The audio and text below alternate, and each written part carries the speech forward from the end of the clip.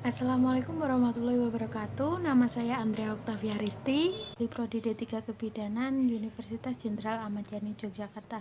Di sini saya akan menjelaskan tentang anatomi dan fisiologi sistem pencernaan pada manusia.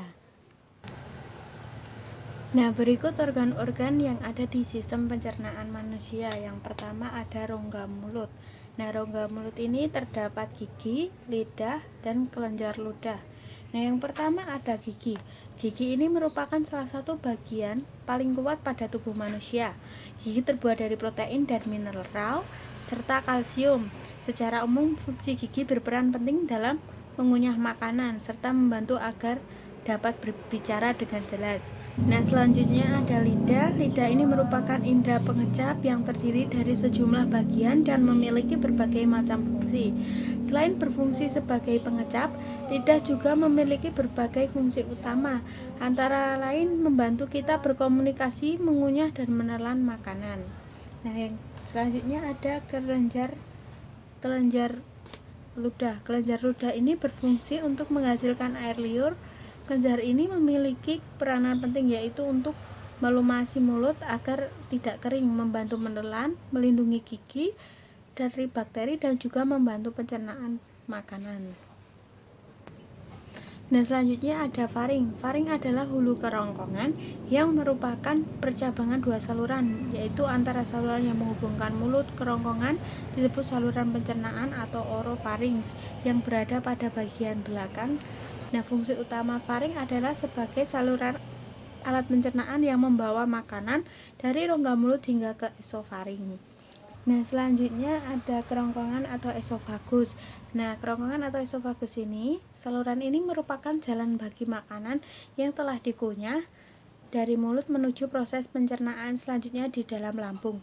Otot-otot kerongkongan memindahkan makanan dengan gerakan peristaltik.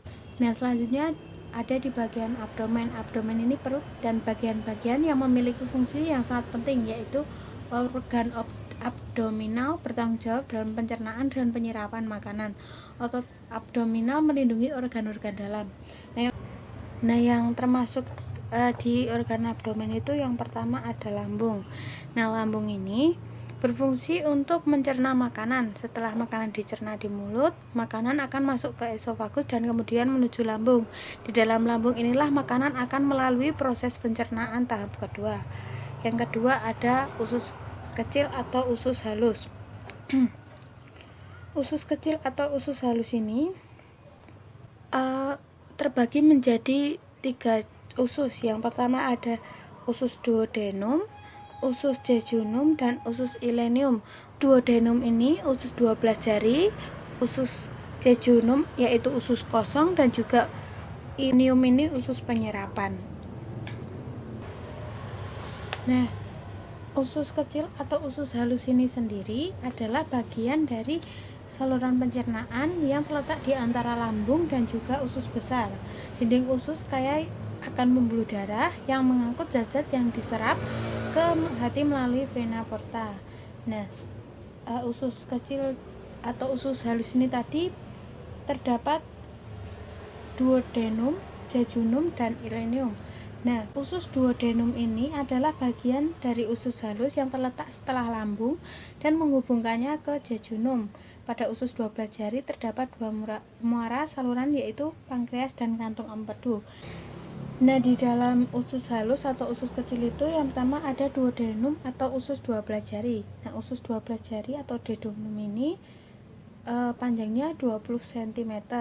Nah, duodenum adalah bagian dari usus halus yang terletak setelah lambung dan menghubungkannya ke jejunum. Yang selanjutnya ada jejunum atau disebut usus kosong. Nah, ini panjangnya sekitar 2,5 meter. Nah, jejunum ini berasal dari kata jejunus yang berarti kosong dan menempati 2/5 sebelah atas dari usus halus. Nah, di sini terjadi pencernaan secara kimiawi. Selanjutnya ada ilenium. Nah, ilenium ini adalah bagian terakhir dari usus halus. Nah, pada sistem pencernaan ini memiliki panjang sekitar 2-4 meter dan terletak setelah duodenum dan juga jejunum, dan menempati 3/5 bagian akhir usus halus. Usus halus berfungsi untuk menyerap sari-sari makanan. Nah, usus besar ini berfungsi untuk mencerna beberapa bahan dan juga menyerap zat-zat gizi. Terakhir, pada sistem pencernaan ini ada anus. Nah, anus ini merupakan lubang di ujung saluran pencernaan di mana bahan limbah keluar dari tubuh. Nah, fungsi anus sendiri, fungsi utamanya untuk mengeluarkan feses. Nah, berikut nama-nama istilah-istilah yang ada di sistem pencernaan manusia. Yang pertama ada ingesti. Ingesti ini merupakan proses masuknya makanan dan cairan dari lingkungan ke dalam tubuh melalui proses menelan, baik melalui koordinasi gerakan mengunyah. Yang kedua ada peristaltis atau peristaltik. Peristaltik ini adalah gerakan meremas-remas pada dinding kerongkongan. Atau gerakan mendorong makanan menuju lambung. Yang ketiga ada digesti. Digesti adalah proses pemecahan makanan menjadi molekul yang mudah diserap oleh tubuh. Nah, yang keempat ada absorpsi. Absorpsi ini yaitu proses penyerapan zat makanan ke dalam tubuh. Nah, yang terakhir ada ingesti. Ingesti ini adalah masuknya makanan ke dalam tubuh melalui mulut. Nah, itu tadi penjelasan dari saya tentang organ-organ sistem pencernaan pada manusia. Semoga bermanfaat. Sekian dan terima kasih. Wassalamualaikum warahmatullahi wabarakatuh.